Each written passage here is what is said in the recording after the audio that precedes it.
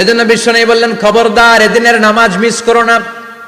মান তারাকা সালাসা জুমাইন তাহাউনান, গাফলতি করে টানা 3টা জুমা যে ব্যক্তি মিস করলো, তাবা আল্লাহু ফি কলবিহি, রব্বুল আলামিন ওই লোকটার অন্তরের মধ্যে মোহর মেরে দেয়। ওয়া কুতিবা ফি জুমরাতিল মুনাফিকিন, মুনাফিকদের খাতায় তার নাম তুলে দেয়। 3টা জুমা যদি কেউ মিস করে, 2টা পানিশমেন্ট। এক হচ্ছে তবে আল্লাহ ফি কলবি, আল্লাহ অন্তরে মোহর মেরে দেয়। ভালো কথা ভাল লাগে না, নামাজ ভাল লাগে না, আজান ভাল লাগে না, ইসলাম ভাল লাগে না, শুধু মৌজ মাস্তি ভাল লাগে, গান বাজনা ভাল লাগে, এরকম আছে না নাই?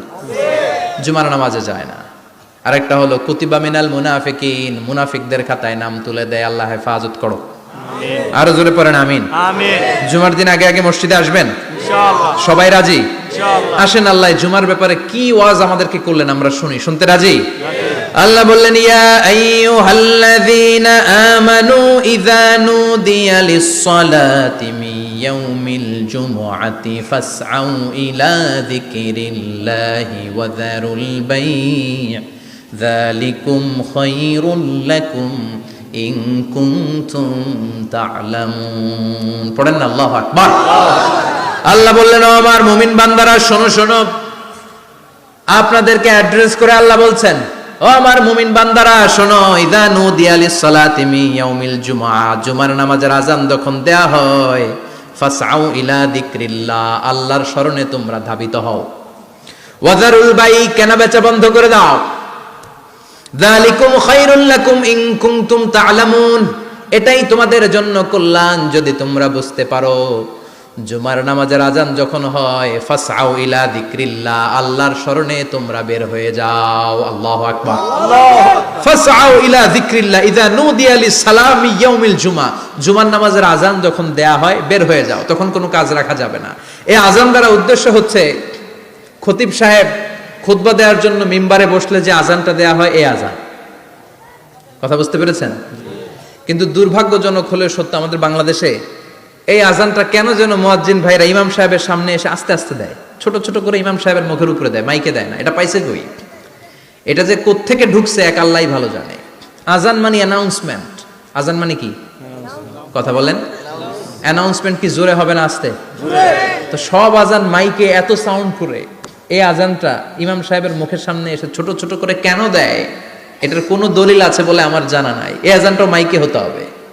আমি পৃথিবীর যত দেশ ঘুরেছি, অনেক বড় বড় মসজিদে আমি জুমার সালাত করেছি, সব জায়গায় মক্কাতুল মুকাররমা সহ মসজিদে নববী সহ সব জায়গায় খতিব সাহেব জুমার মিম্বারে বসার পরে যে আজানটা দেয়া হয়, এটাও অন্যান্য আজানের মতো মাইকে দেয়া হয়। আল্লাহ বললেন, ইযা নুদিয়া লিস-সালামি ইয়াউমিল জুমআ, জুমার দিনে আজান যখন দেয়া হয়, এই আজান দ্বারা উদ্দেশ্য হচ্ছে খতিব বসলে যে আজান 12:30 সোয়া 12টার দিকে যে আজান, এই আজান উদ্দেশ্য নয়। বিশ্বনবীর সময়ে এই 12:30 সোয়া 12টার দিকে যে আজান ছিল, এটা ছিল না। বিশ্বনবীর সময়ে ছিল না, আবু বকরের সময় ছিল না, সাইয়েদনা ওমর ফারুকের সময় ছিল না। এটা চালু হয়েছে সাইয়েদনা উসমান যুন্নুরাইনের সময়। তখন মদিনাতে মানুষের সংখ্যা অনেক বেড়ে গিয়েছে, লোকজন আর জায়গা হয় না, মুসল্লিতে ঠাসাঠাসি। উনি ঘোষণা দিলেন, সুকে জাওরা, জাওরা নামক বিশাল একটা বাজার আছে, ঘোষণা দিলেন এখন থেকে ওই জায়গায় জুমার নামাজ হবে। মানুষ যেন আগ থেকে প্রস্তুতি নিয়ে আসতে পারে, এজন্য জাওরা নামক বাজারে উনি আর একটা আজান দেওয়ার প্রচলন করলেন। সুবহানাল্লাহ। সেখান থেকে আজ অবধি আমরা এই অতিরিক্ত আজানটা দিয়ে থাকি। এটা নবীর সুন্নাত না, এটা সাহাবীর সুন্নাত। বিশ্বনবীর সুন্নাহ মেনে নেওয়া যেমনি আবশ্যক, 4 খলিফার থেকে পাওয়া সুন্নাতগুলো মেনে নেওয়া আবশ্যক। বিশ্বনবী বললেন, আলাইকুম বিসুন্নতি ওয়া সুন্নাতিল খুলাফায়ে রাশিদিন আল মাহদিয়িন, আমার সুন্নাত ধরবা। হেদায়েত প্রাপ্ত 4 খলিফার সুন্নাত ধরবা। কেমনে ধরবা? ইক্ষু চিনেন? ইক্ষু না গ্যান্ডারি নাকি আখ না কুশাই? হ্যাঁ, আখ। কাঁচা আখ খায় কি করে? এই সামনের দাঁত দিয়ে ভাঙে না? সামনের দাঁত দিয়ে বলে ভাঙে,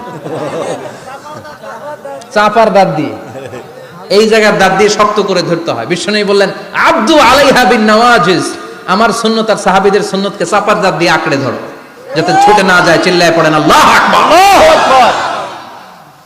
এটা সাইয়েদনা উসমানের সুন্নাত।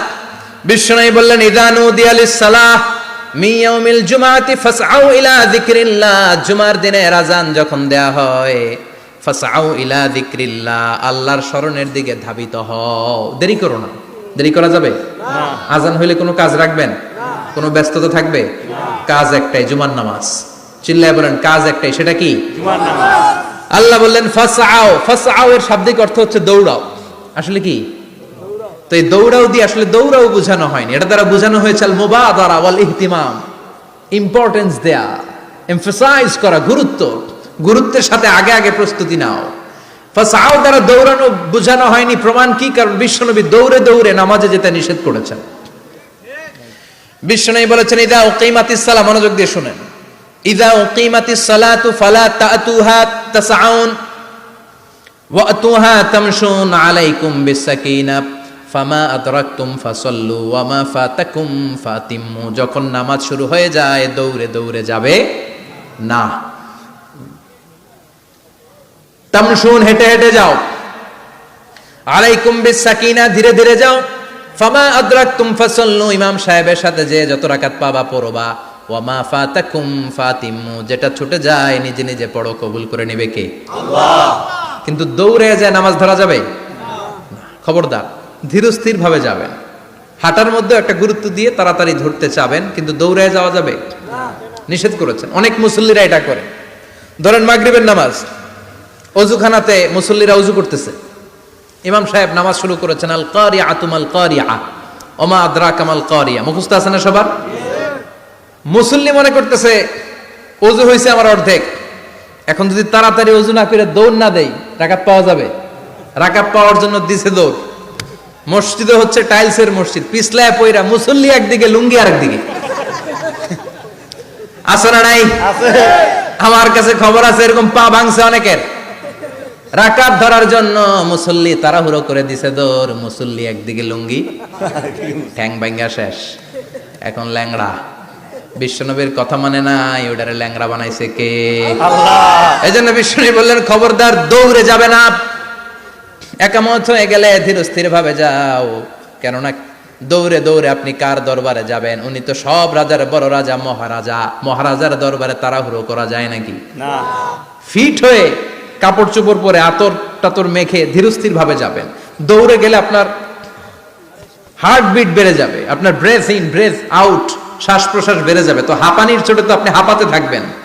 আপনি তাহিয়া পড়বেন কখন, তাসবিহ পড়বেন কখন, আল্লাহর প্রশংসা করবেন কখন? চিল্লা এখন ঠিক কিনা? এজন্য আল্লাহ বললেন ফাসআউ ইলা যিকরিল্লাহ।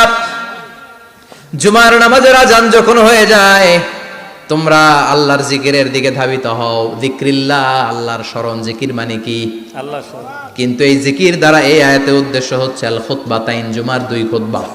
জুমার জিকিরের অনেক অর্থ আছে। জিকির মানে সালাত, জিকির মানে কোরআন, জিকির মানে ওয়াজ, জিকির মানে সম্মান।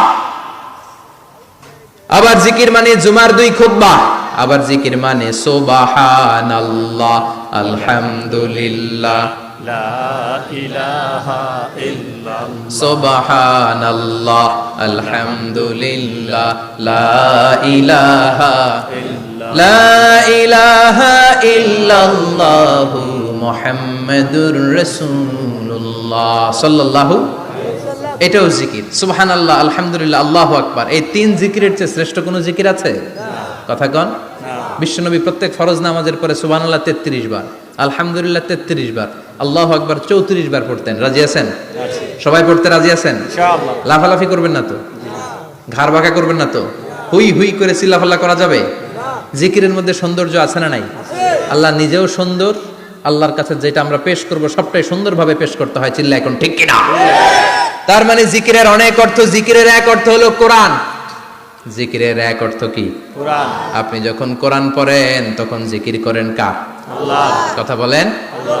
আবার আপনি যখন নামাজ পড়েন জিকির করেন কার? আল্লাহ। আবার আপনি যখন লা ইলাহা ইল্লাল্লাহ এটা পড়েন জিকির করেন কার? আল্লাহ। ঝিনুকের ভেতর লুকিয়ে থাকে যেমন মতি, ঝিনুকের ভেতর লুকিয়ে থাকে যেমন মতি, কালমা শাহাদাতে আছে আল্লাহর জ্যোতি, কালমা শাহাদাতে আছে আল্লাহর জ্যোতি।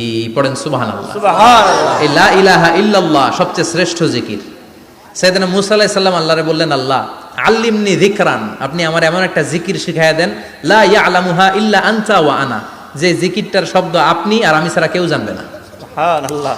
দুনিয়াতে যত অদ্ভুত অদ্ভুত প্রশ্ন ছিল ওনার, বিভিন্ন বিষয়ে আল্লাহরে প্রশ্ন করতেন। আল্লাহরে বললেন, আল্লাহ আল্লিমনি কালিমাতান, আল্লিমনি যিকরান লা ইয়ালামুহা ইল্লা আনতা ওয়া আনা। ও আল্লাহ, এমন একটা জিকির আমার